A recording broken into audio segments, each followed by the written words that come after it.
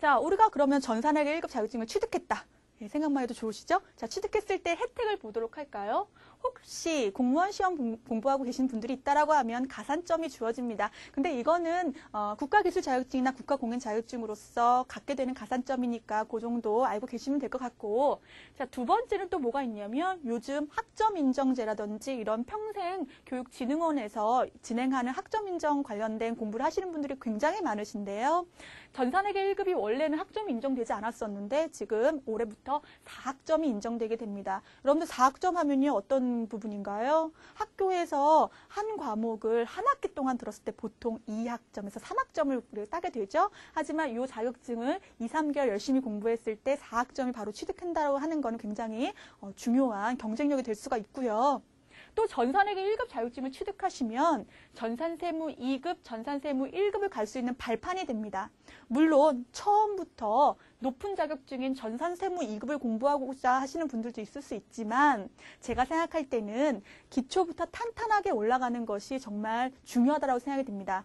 전산회계 1급 자격증에서 조금 더 어려워지는 게 전산세무 2급이지 전산회계 1급과 전산세무 2급이 완전히 판이하게 다른 것이 아니기 때문에 전산회계 1급에서 특히 처음 회계를 공부하고자 하시는 분들은 전산회계 1급에서 시작을 해서 전산세무 2급, 전산세무 1급까지 올라가면 아주 훌륭한 회계 전문가가 될 수가 있을 것 같습니다. 특히 학점이요.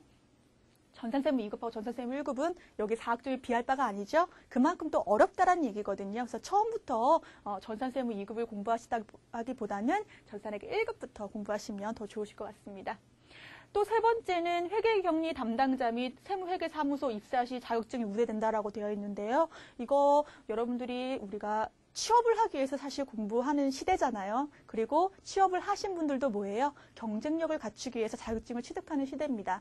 더 이상 어디 졸업해서 이력서가 끝내면 어떤 이 사람은 좀 열심히 안 하지 않을까라는 생각이 들 수도 있는 시대예요. 그만큼 평생 교육 시대이기 때문에 여러분들이 자격증 공부를 하시면서 이직을 하실 때나 아니면 취업 시에 굉장히 큰 도움이 되실 거고요. 특히나 좀 전에 말씀드렸다시피 우리가 공부하는 내용이 더존의 I+라는 프로그램, 즉 실무에서 사용하는 프로그램이기 때문에 자격증 시험을 공부하시면서 실무 능력도 키울 수가 있고 물론 실무에 취업했을 때 또 우리가 접해야 될 부분들이 있기는 하지만 아주 기본적인 내용을 알고 들어간다고 하면 금방 우리가 적응할 수 있겠죠. 따라서 앞으로 회계 전문가가 되실 분들은 이 자격증을 꼭 취득하셨으면 좋겠습니다. 자, 그러면 우리가 강의 진행을 어떻게 할 거고 합격 전략에는 무엇이 있는가? 자, 아까 이론하고 실무 연습이 구분되어 있다고 했는데요.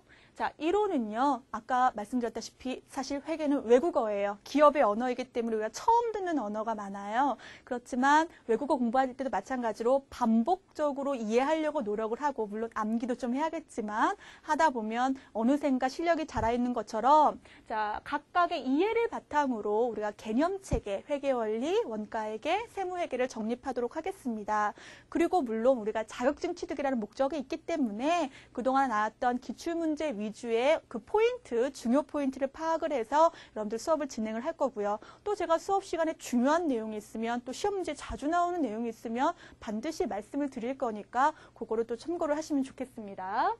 또 실무 연습은요. 아마 프로그램을 보시면 처음 보시기 때문에 낯설고 이 데이터가 어떻게 흘러가는지에 대한 어려움이 있으실 겁니다.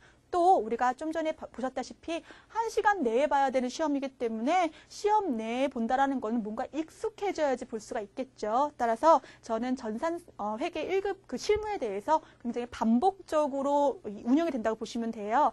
먼저 우리가 새로운 실무 버전, 왜 새로운이라고 되어 있냐면 작년까지만 해도 I+가 아닌 네오+라고 하는 9버전의 시험을 봤었는데 올해 바뀌었죠. 그래서 I+에 익숙하게 하기 위해서 반복적으로 운영될 거고요. 그리고 아까 1시간 내에 봐야 된다고 했기 때문에 모의고사를 반복적으로 보면서 실전 연습을 충분히 하실 수 있게끔 할 겁니다. 또 여러분들 아실지 모르겠지만 작년에 2011년도에 기업회계 기준이 많이 바뀐 부분이 있으세요. 그래서 그 바뀐 부분에 대한 내용도 포인트로 짚어드릴 거예요. 그래서 옛날 책과 지금 책이 조금 다른 부분이 있으실 거예요. 그래서 새로운 최근 출제되는 유형에 대해서 철저하게 대비할 수 있게끔 하겠습니다. 여러분들 이론과 실무 어느 한쪽에 치우치면 안 됩니다. 이론, 실기 두 번 다 기억을 하시고요. 자, 결과 및 효과라고 되어 있는 거 보이시죠? 자, 요 이론과 실무를 이러한 우리가 강의를 열심히 듣고 열심히 우리가 진행을 한다라고 하면 자격증 취득을 할 수가 있겠죠. 자격증 취득을 하고 또 전산회계 1급 자격증을 취득한 다음에는 전산세무 2급, 전산세무 1급 상위 과정의 자격증도 준비하기가 엄청 쉬워지고요. 또 회계 자격증이라고 하는 게 한국 세무사 이외에도 굉장히 많은 거 아시죠? 회계라고 하는 기업의 언어는 아주 기본적인 언어이기 때문에 여기서 공부해 놓으시면 다른 자격증 취득할 때도 공부를 많이 안 하셔도 될 것 같아요. 기본적인 거기 때문에. 또 I+라고 하는 실무 응용 능력이 증가하게 됩니다. 또 여러분도 어떠세요? 한글이나 엑셀을 공부하고 나면 다른 프로그램, 워드를 공부한다라고 하면 조금 더 쉽게 다가설 수 있는 거 아시죠? I+라고 하는 회계 전산 프로그램을 공부하고 나셔서 회사에 취업했을 때 우리 회사는 I+를 안 쓰는데 라고 하더라도 어떠세요? 비슷합니다. 그렇기 때문에 전산회계 1급에서 집중하신 부분이 앞으로 많은 도움이 되실 것 같습니다. 자, 그러면 많이 하시는 질문들이 있으세요. 그래서 그거를 좀 뽑아봤는데요. 그 내용 좀 보도록 할까요? 자, 먼저 전산회계 1급은 전산회계 2급과 전산세무 2급과 어떻게 다르나요? 라는 질문 많이 하시는데요. 자, 우리가 배울 게 이제 전산회계 1급이고요. 요 전에 아주 기초적인 제일 쉬운 시험이 바로 전산회계 2급이고요. 전산세무 2급은 조금 더 어려워지는 시험인데 요 내용 보시면 금방 파악이 되실 거예요. 우리가 아까 전산회계 1급은 회계원리, 원가회계, 부가가치세라고 말씀을 드렸었는데 지금 보시니까 전산회계 2급에는 원가회계가 들어가지 않고 부가가치세가 들어가지 않네요. 그리고 전산세무 2급에는 원가회계, 부가가치세, 회계원리, 재무회계뿐만 아니라 소득세까지 들어가 있죠. 그러니까 범위가 확장되면 전산세무 2급. 범위가 줄어들면 전산회계 2급인데요. 그러면 저는 처음 공부하는 사람인데 전산회계 2급부터 하면 안 될까요? 물론 전산회계 2급부터 해서 차근차근 가셔도 되는데요. 여기 전산회계 1급의 수준이 회계원리부터 시작하는 부분이기 때문에 제가 생각에는 전산회계 2급 을 하실 분들이 전산회계 1급을 하신다고 하더라도 큰 문제가 없으실 거고요. 특히 이 자격증을 취득해서 학점 인정이나 나는 이 자격증으로 취업할 목적이 있으신 분들은 전산회계 1급 정도로 취득을 하셔야 됩니다. 왜냐하면 우리가 실무에서는 이 부가가치세 부분이 굉장히 중요해요. 그렇기 때문에 이 부가가치세 부분이 들어가 있는 전산회계 1급부터 공부하시면 더 도움이 되실 것 같습니다. 그리고 제가 아까 강조드렸던 부분이죠. 실기 비중이 70%인데 실기 위주로 공부해도 합격할 수 있나요? 라고 말씀을 하시는데요. 실기 중요하죠. 왜냐하면 70점이니까요. 아까 70점 이상의 만점이라고 했는데 하지만 아까 말씀드렸다시피 이론이라고 하는 기본 지식, 이론이라고 하는 부분이 없다라고 하면 실기를 만질 수가 없다라고 보시면 되겠습니다. 따라서 이론을 중점적으로 사실 공부를 하셔야 되고요. 그 다음에 우리가 실기를 공부하셔야 되는데 물론 실기도 1시간 내에 봐야 되는 시험이기 때문에 굉장히 익숙한 스킬, 능력이 필요합니다. 그래서 이론과 실기에 대해서 어디 하나에 치우치지 말고 열심히 하도록 하겠습니다. 자, 세 번째 질문이죠. 전공자가 아니시래요. 근데 취득할 때까지, 전산회계 1급 취득할 때까지 수험 기간을 보통 알고 싶으시다고 말씀을 하시는데요. 물론 하루에 몇 시간 공부하시느냐도 되게 중요한 포인트이긴 하지만 하루에 뭐 두세 시간, 한두 시간 하신다라고 했을 때 최소 평균 3개월 정도 하시면 합격할 수 있지 않을까 생각이 듭니다. 제가 이제 강의를 많이 하면서 보면 2개월이라도 매일매일 꾸준하게 하시는 분들은 합격하세요. 물론 합격 점수가 여러분들 80점 이상이어야 되는 것도 아니고 90점 이상이어야 되는 게 아니기 때문에 이게 가능한 일이거든요. 그런데 가끔 하고 잊어버릴 만하면 한 번씩 하시는 분들은 2, 3개월이 또 어려우시겠죠. 그래서 꾸준하게 하신다라는 전제하에 처음 공부하시는 분들도 2, 3개월 안에는 우리가 자격증 취득을 꼭 할 수 있겠다라고 보시면 되겠습니다.